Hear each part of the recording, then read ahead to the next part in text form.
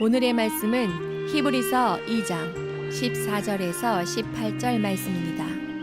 자녀들은 혈과 육에 속하였음에 그도 또한 같은 모양으로 혈과 육을 함께 지니심은 죽음을 통하여 죽음의 세력을 잡은 자 곧 마귀를 멸하시며 또 죽기를 무서워함으로 한평생 매어 종노릇하는 모든 자들을 놓아주려 하심이니 이는 확실히 천사들을 붙들어주려 하심이 아니요 오직 아브라함의 자손을 붙들어주려 하심이라. 그러므로 그가 범사의 형제들과 같이 되심이 마땅하도다. 이는 하나님의 일에 자비하고 신실한 대제사장이 되어 백성의 죄를 속량하려 하심이라. 그가 시험을 받아 고난을 당하셨은즉 시험 받는 자들을 능히 도우실 수 있느니라. 아멘. 예수님이 누구십니까? 찬송가 96장의 가사가 이렇습니다. 예수님은 누구신가? 우는 자의 위로와 없는 자의 풍성이며 천한 자의 높음과 잡힌 자의 노임되고 우리 기쁨 되시네. 예수님의 이름이 많습니다.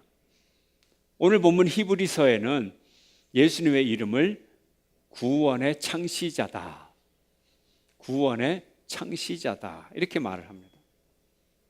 예수 그리스도는 우리 구원의 창시자고 우리 구원을 처음 이루신, 완벽하게 이루신 분입니다. 구원의 창시자로서 우리와 똑같은 인간의 삶에 들어오시고 똑같은 인간으로 살으셨고 완전한 삶을 살으셨습니다. 예수님은 우리를 형제 자매로 여겨주시고 하나님의 자녀됨을 기뻐해 주셨습니다. 우리를 부끄러워하지 않았습니다. 사실 우리는 부끄러운 존재거든요. 우리의 삶을 돌이켜보면 부모와 형제, 자매, 가족을 가끔은 부끄러워할 때가 있어요. 자기 가족을, 부모나 자녀를 기뻐하지 않고 숨길 때도 있어요. 어떤 자녀가 사회적으로 잘 성취가 되지 않으면 다른 사람들에게 드러내놓지를 않을 때가 있다는 거죠. 그런데 그 자녀가 금메달리스트라면, 올림픽의 메달리스트라면, 특별히 금메달리스트라면, 사회적으로 성공했다면 아마 묻기도 전에 내 아들이 이런 사람이라고 나타낼 거예요. 손흥민, 박지성, 김연아 이런 세계적 스타의 부모가 자기 자식을 부끄러워할 리가 없지요. 그러나 사회적으로 성취하지 못한 그런 가족이 있으면 부끄러워하고 또 사람 구실 못한다고 핀찬을 주고 그럴 때가 있어요. 어떤 가정을 보니까 부모의 형편이 괜찮아요. 경제적으로도 부유한 편이에요. 근데 자식이 어려운 처지에 있는데 전혀 도와주질 않아요. 전혀 도와주질 않아요. 뭐 독립심을 키운다 이런 의미에서 안 도와주는가 이렇게 보니까 그게 아니고 그 자식이 자라고 그의 사회적 지위나 이런 걸 바라보면서 부모가 부끄럽게 여기는 거예요. 기대에 못 미친다는 거죠. 그런데 자식이 어려운 처지에 있는데 그걸 방치하는 부모도 있어요. 이게 우리의 가슴 아픈 일이죠. 그런데 예수님은 그러지 않았어요. 우리가 아직 죄인 되었을 때, 우리가 전혀 하나님을 기쁘시게 하지 못하는 그런 불경건한 삶을 살 때, 우리가 여전히 하나님을 원수로 여길 때, 하나님 기뻐하시는 일은 전혀 하지 않을 때, 그런 존재였을 때, 그때도 주님은 우리를 기뻐 여기셨어요. 로마서 5장 8절 함께 읽어보겠습니다. 함께 시작. 우리가 아직 죄인 되었을 때에 그리스도께서 우리를 위하여 죽으심으로 하나님께서 우리에 대한 자기의 사랑을 확증하셨느니라. 아멘. 육신의 더러움, 냄새가 얼마나 나는지 몰라요. 냄새가 얼마나 납니까? 우리의 육신의 더러움 가운데 세탁하지 않고 옷을 입으면 냄새가 얼마나 납니까? 하물며 우리의 영혼의 더러움은 더 더러운 거예요. 얼마나 악취가 나겠어요. 사악하고 부패하고 천박하고 초라하고 더럽고 냄새나는 우리의 영혼, 이걸 예수님이 다 보시면서도 예수님은 부끄러워하지 않으시고 네가 내 형제다, 네가 내 자매다, 너희들은 하나님의 백성이야, 이렇게 예수님은 기뻐하셨던 겁니다. 이 은혜를 잊지 마시기를 축원합니다. 그래서 예수님이 하나님의 자녀들과 함께 사람이 되셨어요. 이 냄새나는 사람, 더러운 사람하고 똑같은 모양으로 나타나셨어요. 그 이유가 있어요. 오늘 본문 히브리서 2장 14절 함께 읽겠습니다. 시작. 자녀들은 혈과 육에 속하였음에 그도 또한 같은 모양으로 혈과 육을 함께 지니심은 죽음을 통하여 죽음의 세력을 잡은 자 곧 마귀를 멸하시며. 아멘. 사람들은 죄를 지었기 때문에 그 죄값을 치러야 돼요. 근데 죄값을 치르는 방법은 목숨을 바쳐서 죽어야 되는 거예요. 목숨으로 자기의 죄값을 치르는 거예요. 그래서 사람이 다른 사람의 죄값을 치러주려면 자기 죄가 없어야 되는 거예요. 그런데 모든 사람이 죄인이기 때문에 다른 사람을 위해서 대신 그 죄값을 갚아줄 사람은 인간으로서는 단 한 명도 없는 거예요. 내가 10억이 빚을 졌는데 남의 빚 1억을 갚아줄 수 있어요? 못 갚아줘요. 내가 10억의 빚을 졌는데 남의 빚 50억 원을 갚아줄 수 있나요? 못 갚아줘요. 우리 인간은 이렇다는 거죠. 자기 빚조차도 채물 상태예요. 바로 그래서 죄 없으신 하나님이 인간의 몸을 입고 혈과 육을 갖고 인간의 모습으로 똑같이 오셔서 죄 없는 사람이 죄가 없어야 되고 사람이어야 되고 그 사람이 대신 죽어야 사람의 죄값을 치를 수 있는 것입니다. 그래서 예수님은 100% 하나님이시면서 100% 인간으로 이 땅에 오셨어요. 그래서 예수님은 완전한 인간의 모습으로 오셨습니다. 예수님이 완전하다고 하는 것은 완전히 우리와 똑같다는 거예요. 예수님이 완전하다고 하는 것은 완전히 보통 사람이라는 의미예요. 그런 의미에서 예수님은 완전하신 분이에요. 예수님은 완전히 어린아이와 똑같이 어린아이로 태어나셔서 기어다니고 걷고 밥 먹고 이렇게 자라나셨고 아버지를 도와 목수가 되셨고 율법을 배우셨고 보통 사람들처럼 살아가셨던 것입니다.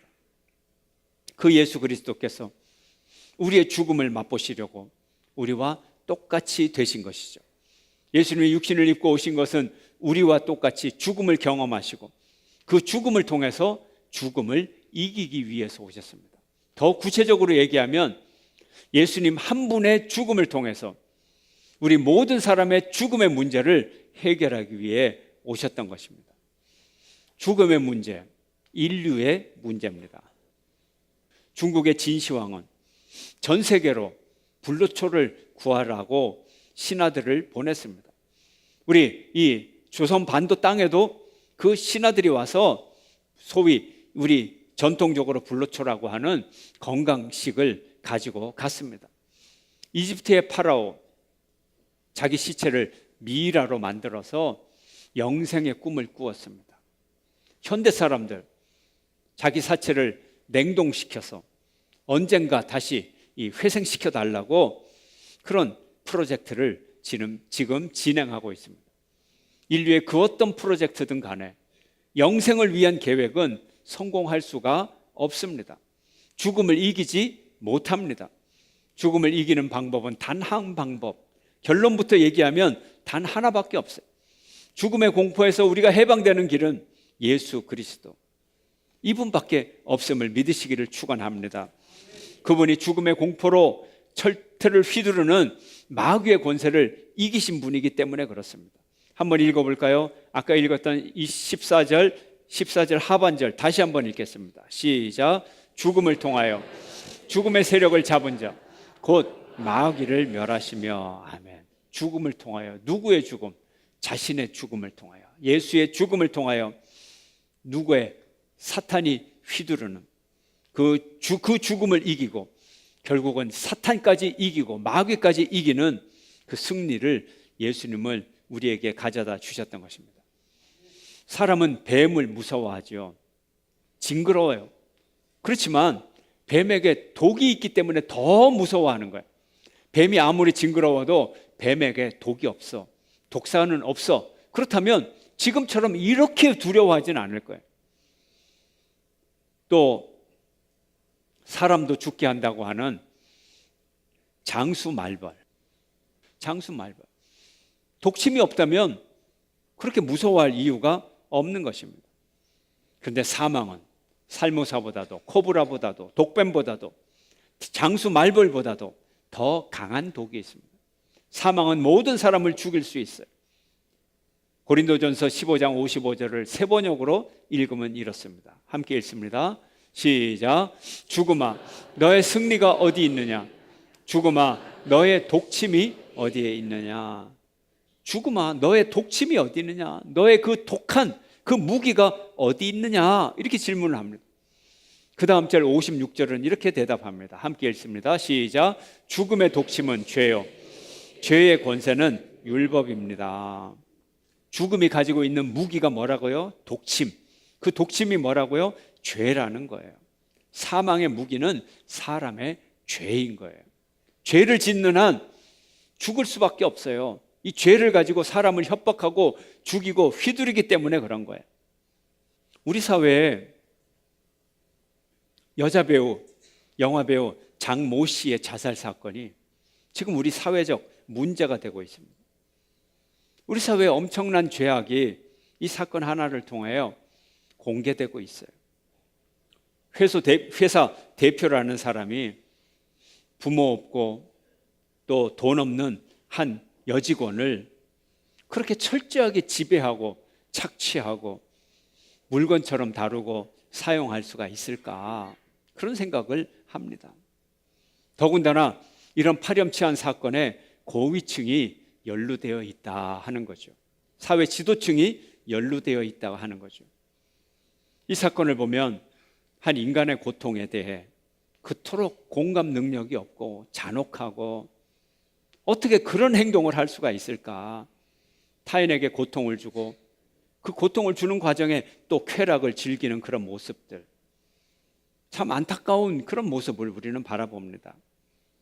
이런 얘기는 설교 시간에 해도 돼요. 무슨 사법기관에 판결을 얘기하는 게 아니고 실명 얘기를 하는 게 아니고 이 정도 사건은 모든 언론에서 기정사실화해서 보도되는 그런 내용이에요. 더 보호해주고 더 챙겨주고 그래야 할 그런 대상을 철저하게 잔혹하게 파괴해 나가는 이런 사건의 과정을 우리가 바라봅니다. 장 씨가 왜 이런 지옥 같은 현실에서 빠져나오지를 못했는가? 그 이유는 빚 하나 때문에 그래요. 빚. 그 빚이 무슨 빚이에요? 계약을 잘못해서 위약금 1억 원을 내라고 하는 그 빚 때문에 빠져나올 수가 없었어요. 그의 친구 한 명은 집에서 그 재정이 좀 있어서 1억을 딱 내고 나왔다 그러잖아요. 1억의 위약금. 이것이 사람을 메어서 종노릇하게 만드는 거예요. 그걸 완전히 노예 삼아버리는 거예요. 돈으로. 그래서 이 계약을 우리가 뭐라 그래요? 노예 계약이다. 우리가 노예 계약이라는 단어를 들으면서 노예 같은 계약이구나. 그렇게만 생각을 했어요. 근데 이 사건의 전말을 우리가 알고 보니까 노예 계약이 노예 같은 계약, 노예스러운 계약이 아니고 진짜 노예로 삼은 거예요. 인간을. 계약서에 사인 하나로 완전히 노예 삼은 거 아닙니까? 지금 21세기에 그것도 대한민국에서 이런 일이 벌어지고 있었다. 또 이런 유사한 일들이 지금도 계속되고 있다. 수치심을 우리에게 일으키는 거예요. 너무 창피해요. 이 나라에서 살아간다는 게. 얼마나 측은하고 얼마나 가련하고 불쌍하고 사회가 지켜줘야 될 사회적 약자를 우리 사회에서 아무도 지켜주지 못하고 사회적 약자가 감내해야 되는 이런 불평등 계약이 우리 사회에서 버젓이 합법적으로 다양한 형태로 한 사람을 죽음으로 몰고 가기까지 착취와 폭력을 정당화했어요. 우리 사회의 문제예요. 사회의 약자를 지켜주지 않는 한 언제 어디서 누가 이런 약자의 처지에 처할지 모른다는 거예요. 이런 잘못된 일에 자유로울 수 있는 사람이 아무도 없다는 거예요. 이 장모 씨를 지켜주지 못하는 사회는 우리 자신을 지키지를 못해요. 장모 씨를 지킬 수 있었다면 우리는 우리 스스로도 지킬 수 있고 우리 자녀도 지킬 수 있는 사회가 되는 거예요. 이건 사회가 무너진 거예요. 사회가 아니라는 얘기죠. 야만적 행동이 그냥 벌어지고 있는 거예요. 시뻘건 폭력이 그냥 저질러지고 있는 거예요. 누구든 이런 폭력의 희생자가 될 수 있다. 등골이 오싹해지는 거예요. 예수님이 이런 세상의 현장 가운데 오셨어요. 그런데 사실은요, 우리의 영적인 상태를 보면 이거보다 더 비참한 거예요. 위약금은커녕 부채 원금도 갚을 능력이 우리에게는 없어요. 사탄이 휘두르는 폭력에 우리는 그대로 희생될 수밖에 없어요. 그런 처지에 우리가 있어요. 마귀는 죄를 이용해서 모든 사람들을 사망의 공포로 종살이하도록 몰아가고 있어요. 그리고 그 사망의 독이 사라지면, 그러나 그 사망의 독이 사라지면 사망은 아무 힘이 없게 되겠죠. 사망의 독이 사라진다면 사망도 무섭지 않고 사탄도 무섭지 않게 되는 거죠. 예수 그리스도께서 자신의 죽음으로 그 죄값을 지불을 해버렸어요. 그리고 예수님의 그 자신의 죽음으로 죽음의 독침을 빼버린 거예요. 독침 없는 독사, 아무런 힘이 없어요. 독침 없는 장수 말벌, 아무런 힘이 없어요. 사망의 독침이 없는 사탄, 마귀, 아무런 힘이 없어요. 무장 해제를 시켜버렸어요. 이것이 예수님의 은혜인 것입니다. 이제는 죄를 이용해서 우리를 협박하고 우리를 죽음으로 내모는 사탄의 능력은, 사탄의 권세는 다 사라져버렸어요. 그러므로 누구든지 예수의 능력을 믿기만 하면, 예수의 은혜를 믿기만 하면 사망 권세로 협박하는 마귀를 두려워할 이유가 없는 것입니다. 승리자가 되는 것입니다. 예수님이 육신을 이긴 이유는, 육신을 입으신 이유는 죽음을 이기심으로 궁극적으로 우리를 죽음에서 구원하기 위하고 마귀를 멸하시기 위한 목적이었던 것입니다. 히브리서 2장 14절 하반절 다시 한번 읽겠습니다. 시작. 죽음을 통하여 죽음의 세력을 잡은 자 곧 마귀를 멸하시며. 이제 이 뜻이 우리에게 와닿는 거예요.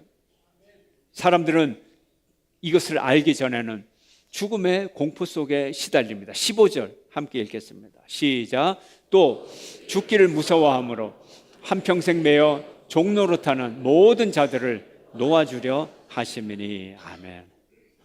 모든 인간이 마귀가 휘두르는 그 죽음의 무기 앞에서 죽음의 공포에 한평생 매여서 종살이를 하고 있는 것입니다.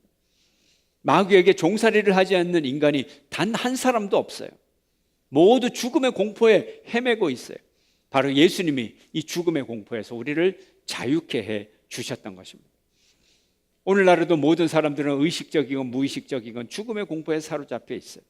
때로는 죽음이라는 것이 없다고 단언하기도 하고, 때로는 죽음의 공포가 없다고 부인하기도 하고, 죽음이라는 말을 침묵하기도 하고, 죽음의 공포에서 벗어나기 위하여 쾌락에 빠지고 마약을 하기도 하고, 또 도덕적으로 또 나름대로 깨끗하게 살려고 노력하기도 하고, 어떤 철학의 신봉자가 되기도 하고, 부와 권력과 미와 인기와 명예를 획득하기도 하고, 발버둥을 치지만 죽음의 공포에서 우리가 벗어날 수는 없는 것입니다.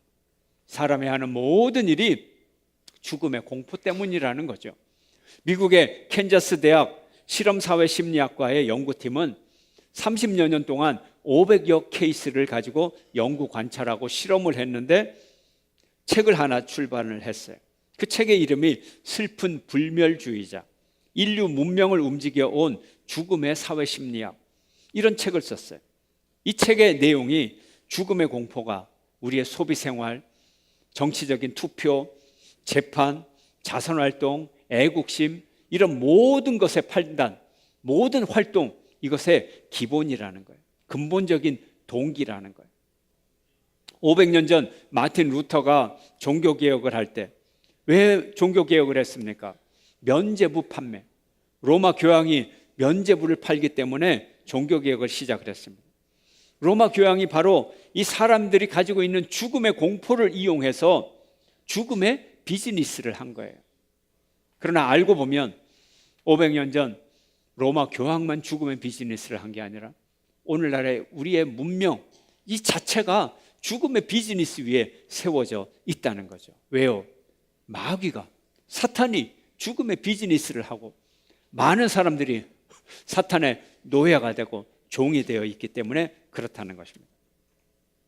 죽음의 공포가, 또는 언젠가는 죽는다는 이 사실이 인간의 가장 고귀한 일의 동기가 되고 인간의 가장 부도덕하고 타락한 일의 동기가 된다는 것입니다.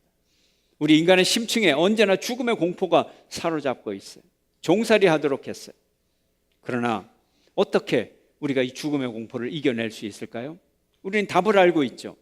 예수님께서 이 마귀를 멸하셨다고 하는 이 복음의 소식을 우리가 믿는 것입니다. 성도 여러분, 다시 한번 기억하시기를 바랍니다. 마귀의 무기는 사망입니다. 사망의 도구는 독침입니다. 이 독침은 바로 죄입니다. 예수님은 죄값을 갚으시고 마귀의 무기인 이 사망을 철저히 멸하셨습니다.